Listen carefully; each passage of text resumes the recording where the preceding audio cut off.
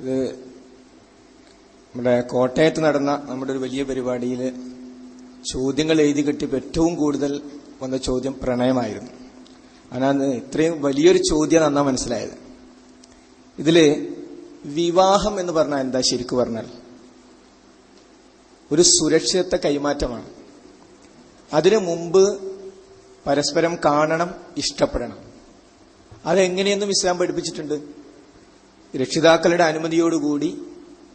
മാത്രമല്ല, ഒരു പെൺകുട്ടിയെ കാണാൻ വരുമ്പോൾ ഒപ്പം ഒന്നോ രണ്ടോ സുഹൃത്തുക്കൾ കൂടി കൂടുതലുണ്ടെങ്കിൽ, ദീനീ ബോധമുള്ള രക്ഷിതാവാണെങ്കിൽ നിങ്ങളിവിടെ ഇരുന്നോളൂ, അവൻ കണ്ടാൽ മതി എന്ന് പറയും. കാരണം സൗന്ദര്യ വീക്ഷണത്തിൽ വ്യത്യാസം ഉണ്ടാവും. മറ്റു രണ്ടുപേർ ആ കുട്ടിയെ വിവാഹം കഴിക്കാൻ കാണാൻ വന്നതല്ല. അപ്പൊ ഒരാൾക്ക് മാത്രമേ കാണാൻ പറ്റൂ, സംസാരിക്കുന്നു. പിന്നെ അന്വേഷണം ഇല്ലേ, രണ്ട് കുടുംബവും ആ കുട്ടിയെ, പെൺകുട്ടിയെ പറ്റിയും ആൺകുട്ടിയെ പറ്റിയും ഒക്കെ അന്വേഷിക്കുന്നുണ്ട്. ഇപ്പൊ യഥാർത്ഥത്തിൽ കുറെ പരിചയപ്പെട്ടതിന് ശേഷം ഒന്ന് തെരഞ്ഞെടുക്കുക എന്നത് അവിടെ തന്നെ പൊളിയുന്ന ന്യായമാണ്. മറ്റൊന്ന്, ഇത് ധാരാളം ചോദ്യങ്ങളായി വരാനുള്ള കാരണം എന്താ? ഇത് തെറ്റാന്ന് സ്വയം തോന്നുന്നുണ്ട്, സംഗതി ശരിയല്ല എന്ന് തോന്നുന്നുണ്ടല്ലേ ചോദ്യം. പിന്നെ പാടുണ്ടോ ഇങ്ങനെ വരാനുള്ള പ്രധാനപ്പെട്ട ഒരു കാരണം തന്നെ. മറ്റൊന്ന്, ഇതിന്റെ എല്ലാ മാർഗങ്ങളും ഹറാമാണ്. എല്ലാ മാർഗങ്ങളും ഹറാമാണ്. ഒന്നിച്ചിരിക്കാതെ എന്തെങ്കിലും പറയാൻ പറ്റുമോ? ഒന്നിച്ചിരിക്കാതെ ഒന്ന് സ്വതന്ത്രമായി സ്വസ്ഥമായി പരിചയപ്പെടാൻ പറ്റുമോ? നമുക്കൊക്കെ അറിയുന്ന, പലപ്പോഴും കേട്ടിട്ട് ഒരു ഹദീസ്, മഹാനായ നബി കരീം സല്ലല്ലാഹു അലൈഹി വസല്ലം പറഞ്ഞു, ലാ യഖ്ലുവന്ന റജുലുൻ ബിഇംറഅത്തിൻ ഇല്ലാ കാന സാലിസുഹുമാ അശ്ശൈത്വാൻ. ഒരു പുരുഷനും അന്യ സ്ത്രീയോടൊപ്പം തനിച്ചാവുകയില്ല, ഇരുവരോടുമൊപ്പം മൂന്നാമതായി ശൈത്താൻ ഇല്ലാതെ.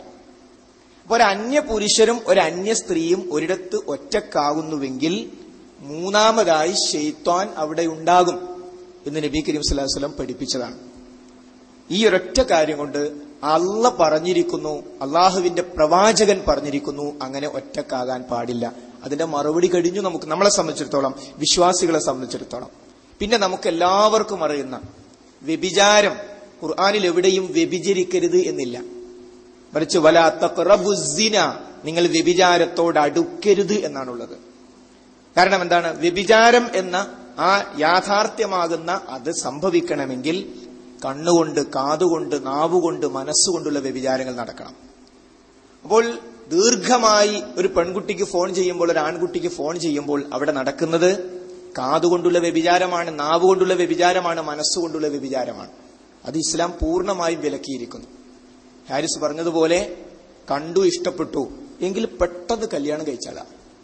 വേഗം വിവരം കൊടുക്കുക, കല്യാണം നടത്തുക. പറ്റില്ലെങ്കിൽ സ്റ്റോപ്പ് ചെയ്യുക. എനിക്ക് ഇഷ്ടപ്പെട്ടിരിക്കുന്നു, ആ വിവരം അറിയിച്ചേക്കുക. അറിയിക്കാൻ പോയിട്ടുണ്ടോ, ആ ബന്ധം അപ്പം മുറിക്കുക. ഇനി അറിയിച്ചിട്ട് പോസിറ്റീവ് അല്ല, ബന്ധം മുറിക്കുക. അത്രയല്ലേ ഒരു ഇഷ്ടപ്പെട്ടാൽ ചെയ്യാൻ പറ്റുള്ളൂ. അതിനപ്പുറത്തേക്ക് പോകാൻ പറ്റില്ല. അപ്പൊ അതുകൊണ്ട് ഇത് മാത്രമല്ല, പടച്ചവൻ വിവാഹം കഴിക്കുന്നത് വരെയുള്ള ജീവിതം പരീക്ഷണമാണ്, വിവാഹ ജീവിതം പരീക്ഷണമാണ്. അപ്പൊ പരീക്ഷണമാകുന്ന ജീവിതത്തിൽ നമുക്ക് നമ്മുടെ മുമ്പിൽ വരുന്ന ഒരു പരീക്ഷണം കൂടിയാണിത്.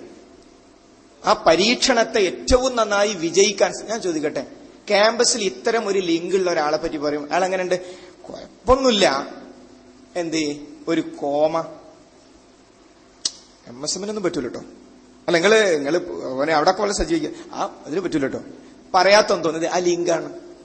അഥവാ നമ്മുടെ നമസ്കരിക്കുമ്പോ, എന്ത് കാര്യം ചെയ്യുമ്പോ ഒരു മനക്കുത്ത് ഇങ്ങനെ ഒരാളങ്ങനെ മനസ്സിൽ ഓർമ്മ വരിക. നമ്മൾ ആലോചിച്ച് നോക്കുക, യഥാർത്ഥത്തിൽ വിദ്യാർത്ഥികള് ഒക്കെ യുവപ്രായത്തിലെത്തുക, കല്യാണം നടക്കും. വിവാഹം കഴിഞ്ഞതിന് ശേഷം നമുക്കെല്ലാം തുറന്നു പറയാനുള്ള ആ പെൺകുട്ടിയോട്, തുറന്നു പറയാനുള്ള ആ പുരുഷനോട് പറയേണ്ട കാര്യം അതിനു മുമ്പ് തന്നെ പറഞ്ഞു പോയാൽ ആ വിവാഹ ജീവിതത്തിലേക്ക് ഒരു മനക്കുത്ത് വരൂലേ? എന്റെ ജീവിതത്തിലേക്ക് കടന്നു വരേണ്ട ഒരു പെൺകുട്ടിയോട് മാത്രം ഞാൻ പറയേണ്ട തമാശകൾ അതിനു മുമ്പ് കഴിഞ്ഞു പോയാൽ, എന്റെ ജീവിതത്തിൽ കടന്നു വരാനുള്ള ഒരു ഭർത്താവിനോട് ഞാൻ പറയേണ്ട കാര്യം അതിനു മുമ്പ് തന്നെ പറഞ്ഞാൽ, അപ്പൊ അതുകൊണ്ട് വരാനിരിക്കുന്ന കുടുംബ ജീവിതത്തെ, സുന്ദരമായ വിവാഹ ജീവിതത്തെ ഇത് ബാധിക്കും. ഈ വിവരം വല്ല ലിങ്കു ആർക്കുണ്ടെങ്കിൽ ആ ഇണയെ കൂടി അറിയിച്ച് സ്റ്റോപ്പ് ചെയ്യാണ് ഏറ്റവും നല്ലത്. അസ്സലാമു അലൈക്കും.